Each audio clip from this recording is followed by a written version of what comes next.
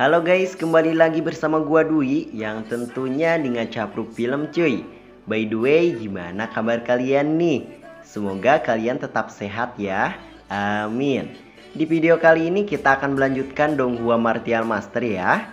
Jadi tanpa berlama-lama, kita skui selebeu ke alur ceritanya.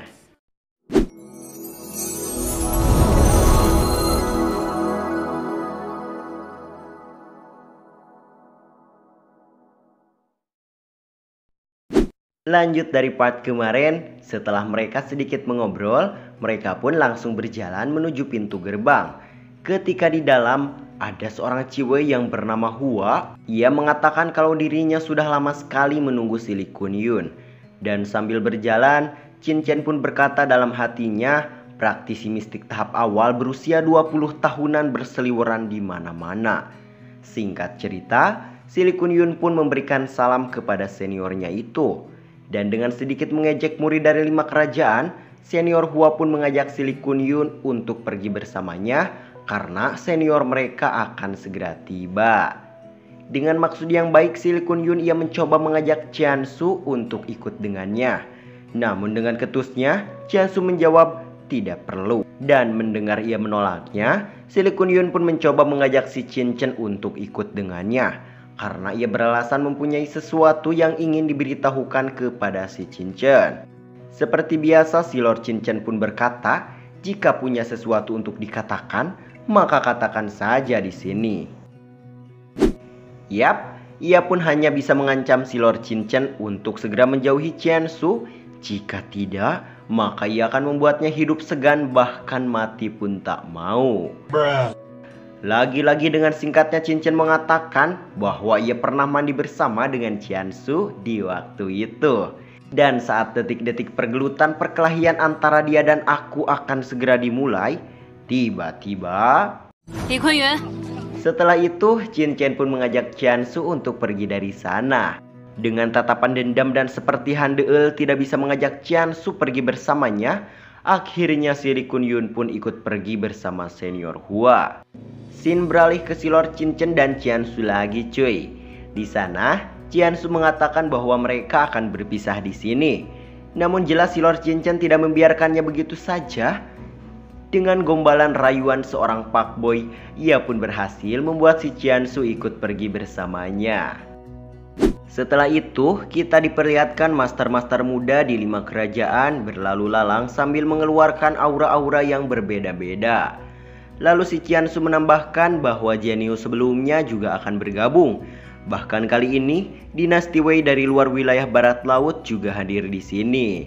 Saat Chin Chen bertanya tentang kekuatan dari dinasti Wei, Jian Su pun menjelaskan bahwa dinasti Wei berada di luar wilayah barat laut, sedangkan sekte Liu Xian berada di Xuanzhou berbatasan dengan 5 kerajaan. Tak hanya itu, ia juga menjelaskan hubungan kedekatan ayahnya bersama Tetua Li yang merupakan teman lamanya. Dan status si Lee Kun Yun itu ternyata adalah menantu dari Tetua Li. Karena hal itulah penyebab Jian Su pergi ke sini bersamanya. Selang beberapa menit dari sana, Jian Su mengatakan kalau ia akan segera pergi dari 5 kerajaan setelah kompetisi berakhir. Mengingat 5 kerajaan terlalu kecil dan pasti akan direndahkan, diremehkan, dan ia tidak mau itu terjadi. Sambil hurung mencerang Burial Buncelik, si Lord Chin Chen pun berceramah kepadanya tentang perbandingan dinasti dan domain Tao yang jelas lebih besar. Maka dari itu, wilayah yang disebut dinasti akan terlihat lebih kecil. Lantas, mengapa harus meremehkan diri sendiri? Sesudah itu, si Chin Chen pun mengajak Jian Su untuk pergi beristirahat sejenak. Lanjut di dalam restoran. Di sana terlihat ada seseorang yang bernama Zhao Cheng dari kerajaan Zhou bersama kedua temannya yang sedang membicarakan dinasti Wei yang mengirim banyak talenta terbaik ke kompetisi 5 kerajaan ini. Menyela omongannya, si Zhao Cheng menyatakan dengan kekuatan 5 kerajaannya, atas dasar apa mereka akan menepati posisi teratas. Ya Anda tahu, kok tanya saya cuy? Bahkan saking mengentengkannya, Zhao Cheng berpendapat 5 kerajaan harus bergabung untuk mengusir mereka. Berbeda dengan temannya, ia malah khawatir dinasti Wei akan menempati semua posisi teratas dikarenakan 5 kerajaan sangatlah lemah. Namun Zhao Cheng mengatakan lagi beberapa tahun ini kolam roh darah dan ibu kota Nandu melahirkan banyak sekali orang jenius dan bertalenta di 5 kerajaannya. Namun tiba-tiba dari meja lain seseorang menyaut yang membuat si Zhao Cheng itu sangat marah karena kata-katanya. Yap, orang itu bernama Wu Yao, praktisi dari Xuanzhou. Setelah mereka saling adu bacot, pergelutan di restoran itu pun tak terelakkan.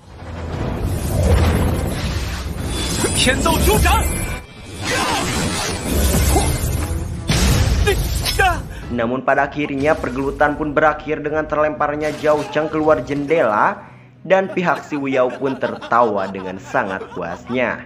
Di lain sisi restoran, si Qin Chen berkata, "Jiansu, kau atau aku yang akan turun tangan?" Anjoy. Tak lama dari itu tibalah si Wang Qiming ke sana. Dengan mode gagahnya si Wang Qiming menantang Wu Yao untuk bertarung dengannya. Dengan nada yang begitu menggoyangkan, si Wu Yao pun menurutinya.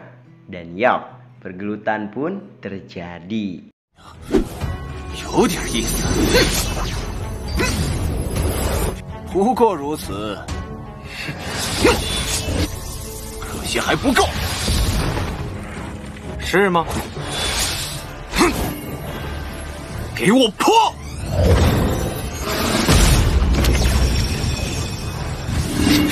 Di sana si Wu Yao tak menyangka si Wang Qiming yang masih muda sudah bisa menyadari niat pedang.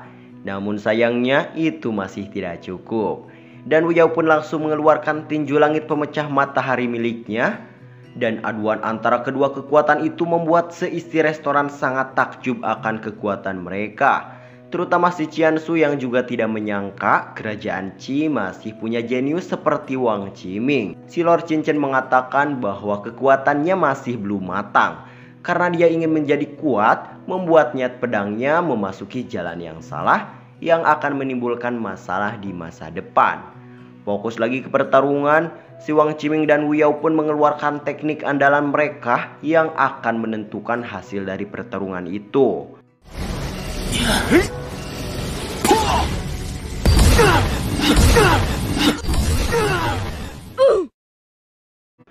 Ketika akan menghabisi si Wang Qiming, dari arah belakang datanglah serangan kepadanya yang menyebabkannya terhenti seketika. Sontak pandangan semua orang pun tertuju kepada si Qiansu yang kuat dan bahkan sudah menyadari niat pedang. Juga tak lupa orang-orang di sana terlihat mengenali si Qin Chen dari kerajaan Qi yang terkenal membunuh Nian Wuji dari paksi Guisian. Kedua teman si Wu Yao yang tak terima oleh serangan diam-diam itu dengan kata yang begitu menggoyangkan akan mengurus si Qiansu. Namun tiba-tiba,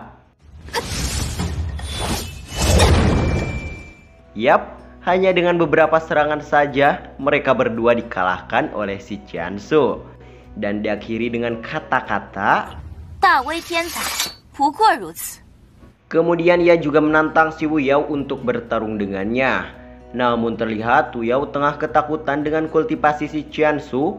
Dan demi mengalihkan suasana, si Wu Yao pun berbasa-basi dan malah menantang si Lord Qin Chen. Dan kalian pasti tahulah, pergelutan pun terjadi.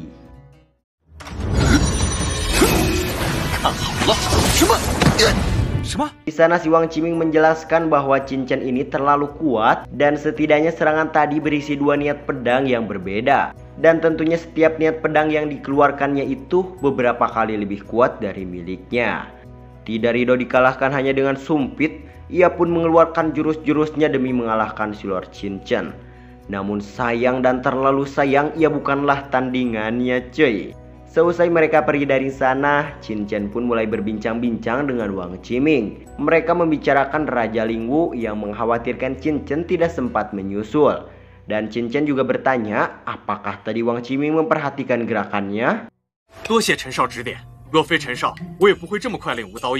Dan begitu kagetnya Qiansu mendengar Qin Chen yang mengajari si Wang Qiming, sampai-sampai si Neng ini kebesekan di tengah obrolan mereka. Scene beralih di luar sana, terlihat si Lee Kun Yun dan rombongannya berkumpul untuk menyambut kedatangan senior besar yang bernama Hua Tiandu yang menunggangi geripon api. Walaupun ia senior besar, namun ia tetap sopan dan menghormati para tetuanya. dan bertanya tentang apa yang terjadi di kota Nandu ini kepada Tetua Hao. Tetua Hao pun berkata bahwa ia tidak mengira di 5 kerajaan yang tepatnya di kota Nandu ia bisa menemukan peninggalan ibu kota Nandu yang jauh lebih menakjubkan Bin Emjing. Ia menjelaskan reruntuhan ini seharusnya peninggalan zaman kegelapan dan tidak heran juga jika ditinggalkan oleh sekte kuat di zaman kuno. Lalu yang lebih pentingnya, ternyata reruntuhan itu sangat terpelihara dengan baik, bahkan memiliki kesadaran sendiri, yaitu setiap 5 tahun sekali reruntuhan ibu kota itu akan terbuka sendiri. Mendengar itu jelas membuat si Hua Tiandu sangat tertarik terhadap reruntuhan itu. Selain itu, si tetua memberitahunya bahwa Akademi Tianheng yaitu Leng Wuseng dan Kaisar Xincheng yaitu Tianyi sedang dalam perjalanan. Di sana, si Hua Tiandu memastikan bahwa reruntuhan ibu kota ini tidak sesederhana yang Perguso katakan. Singkat cerita, malam pun poek. Lalu kita diperkenalkan kepada anak dari Raja Lingwu yang bernama Xiao Jing. Ia diperintahkan ayahnya untuk berlatih di luar wilayah. Dan sekarang ia adalah seorang jenius pertama dari generasi Raja Lingwu.